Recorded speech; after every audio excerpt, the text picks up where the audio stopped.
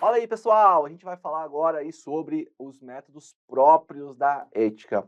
Esse capítulo aqui do nosso curso, ele tem um conjunto de autores, né, um monte mesmo de apanhado de regras que não são isoladamente isso aqui. Então a gente vai falar de Kant, vai falar de Aristóteles, vai falar de Stuart Mill, enfim, vários autores, porque a gente encontra direto algumas questões voando de ética por aí que a gente não sabe de onde saiu.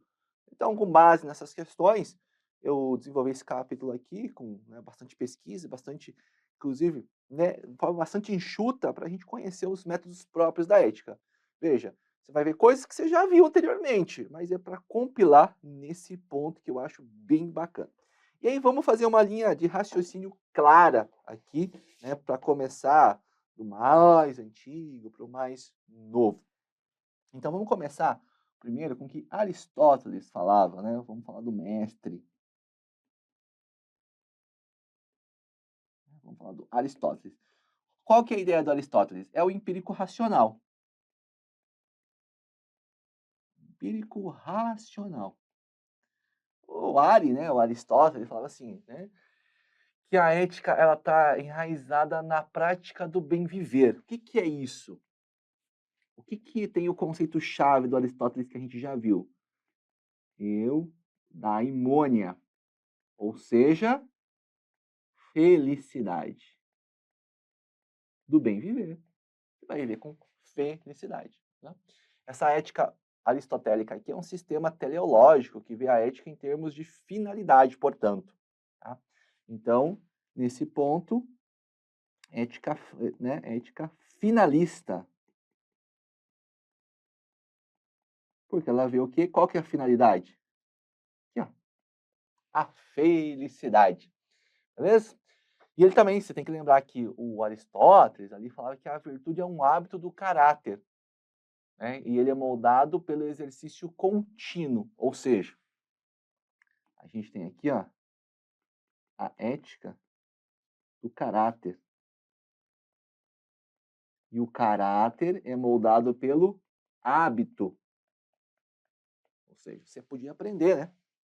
Legal? Então, ponto aqui para Aristóteles no método empírico racional. E aí nós temos outro método, que aqui é da era moderna, tá? Um pouquinho depois, né? E aqui nesse ponto nós temos a empirista e racionalista.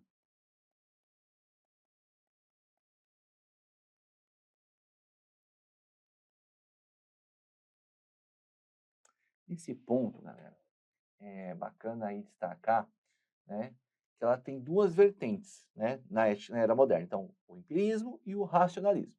A empirista depende da experiência para descobrir princípios éticos. Então, vamos lá, ó. Aqui baseado na experiência do ser humano. A partir da experiência, que ele vai, né, ali entender a sua moralidade. Já a racionalista sustenta que a razão é a fonte dos princípios morais. Então, veja, aqui nós temos a razão. Veja, então nós temos o ponto aqui, ó, os princípios morais. Um é adquirido na empirista pela experiência e o outro é pela razão. Tá? Quem é o grande exemplo que nós temos aqui da razão? Né?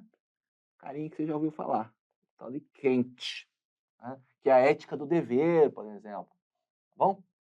Então, o dever moral acima das consequências. Perfeito? E aí, aproveitando, né, nós temos também a transcendental. Transcendental, tá? Opa, faltou uma palavra aqui, uma letra, né? Aqui, transcendental. E esse aqui também, né, basicamente a do que a gente desenvolveu várias ideias, né? Então ele desenvolveu essa abordagem transcendental, ela é centrada no quê? Que é o principal ponto do Kant? Então você já deve ter visto, né? Que é o imperativo categórico.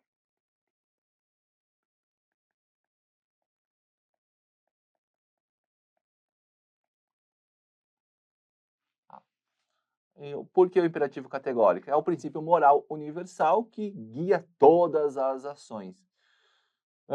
Ela, na verdade, o que a gente fala assim, né, que não vai avaliar a questão da moralidade pelas consequências, mas sim pelo quê?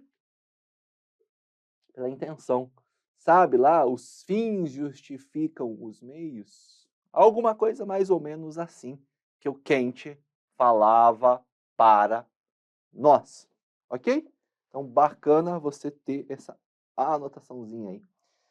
Isso, claro, né? Não vai tirar fora a ética do deveres, imperativos categóricos, como eu disse. Pode ser que você encontre uma questão falando, né, que é um método próprio de abordagem da ética transcendental. Aí você tem que lembrar do Kant, do imperativo categórico. Por isso que esse bloco está vindo agora e não veio antes, né? Nós temos aqui o Hegel, bem grande.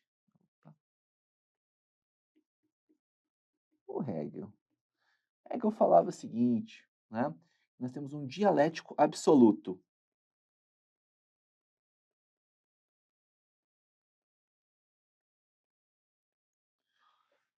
Aí ele impôs, né, ele propõe, na verdade, um método dialético para a ética. Então, ele viu o progresso moral ocorrendo através de um processo de tese, antítese e síntese. Os conflitos éticos é uma tensão entre a tese, que é o conjunto de crenças, a sua antítese, né, e sua antítese, né, que era a oposição, a contestação desses valores. Ou seja, por que é dialética? É porque a gente tem dois pontos de vista. Então, a gente tem a tese versus o quê? A antitese. O que é a tese? Aqui as suas crenças. E aqui a antitese ou antítese, né? Era a contestação disso. Contestação que ele tinha, né? Perfeito? Então a resolução desses conflitos, né, que no caso é a síntese, representa uma evolução. Legal? Aí tem outro interessante que é do Marx. É esse cara que você está pensando mesmo, Karl Marx. Tá? Ele tem aqui a ideia do dialético materialista.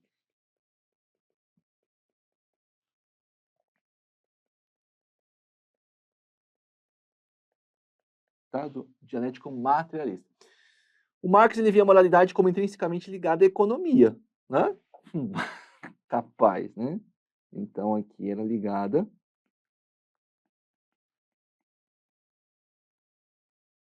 à questão da renda, né? E aí, por quê? Porque ele via uma luta de classes, né? E da sua grande obra, inclusive. Então ele via uma sociedade, ele falava assim que uma sociedade justa é aquela que a gente tem a emancipação do trabalhador, do operário, certo? Então ele via, né, a questão da exploração, né, ali dos funcionários. Mas é isso que ele defende no livro dele. Temos também o Nietzsche. Olha, eu vou falar até de Nietzsche aqui. Como é que escreve Nietzsche mesmo?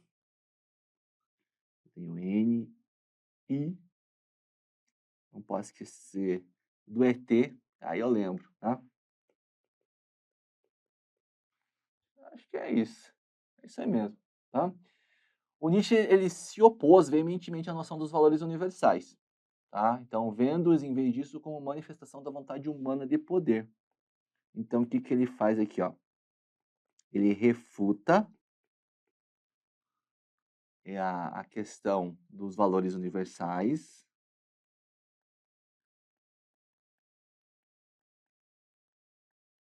Ele fala, não, isso aí é um projeto de poder. As pessoas fazem isso como um projeto de poder. E como é que era o nome que ele falava? Eu vou colocar aqui. Era o genealógico desconstrutivo. Desconstrutivo.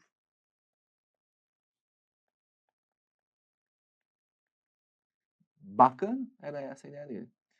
Tem a do Russell, aqui também, que é bacana a gente falar.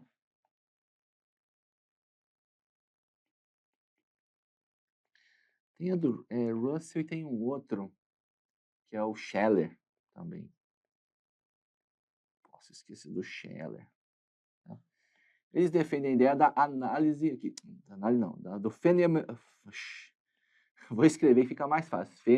Fenomenológico. A ideia, né, que eles tentam influenciar ali é na experiência imediata com base para a ética. Então, é questão imediata, né? Eles argumentavam ali que a compreensão verdadeira da moralidade não pode ser obtida por meio de regras abstratas ou princípios universais, mas apenas através da experiência direta e reflexão. Então, o fenomenológico, acho que é assim, tá? Ele baseia o quê? Experiência direta,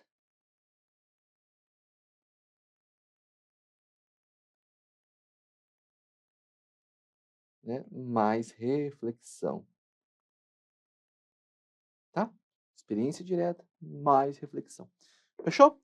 Então, é esse o ponto que nós temos dentro do Russell Scheller fenomenológico. Agora acho que foi. Tem mais? Tem mais. Tá quase acabando, tá? Acho que foi 8. Acho 8. Eu contei aqui, mas esqueci. Então, a gente tem a ideia também do Moore.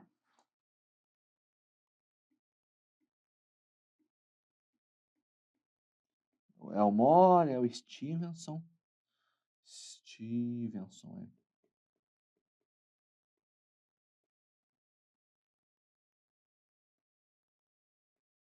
O cara tá falhando aqui.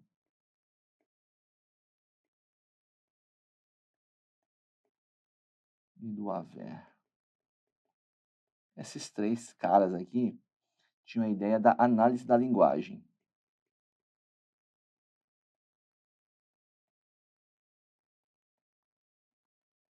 Essa análise, pensa, né?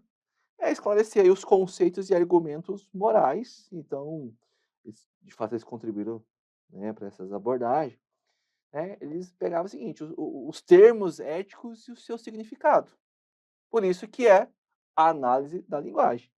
Então, temos aqui os significado dos termos éticos. Tá? É isso aí que eles faziam. Fechou? Para fechar, vamos pegar o que o Rawls aqui falava também. O Rawls, ele defendia o neocontratualista, tá?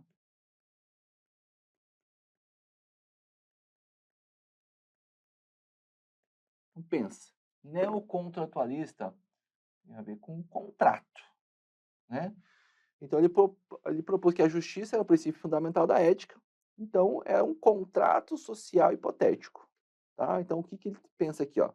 Então o que é isso aqui? É um contrato hipotético, né? Contrato social hipotético. Então ele tá ligado na ideia da justiça, é isso, é um contrato social hipotético, tá? Essa é a ideia dele, tá? Daí tudo tem justiça, porque a ética teria ali um estado de, né, um estado de igualdade, pensado pela própria sociedade, então temos que fazer isso para alcançar esses objetivos. Fechou? Fechamos esses métodos próprios da ética para fazer, né, para tornar mais ampla a abordagem que nós temos sobre a ética aqui. Fechou? Se vê no próximo, não sai daí não.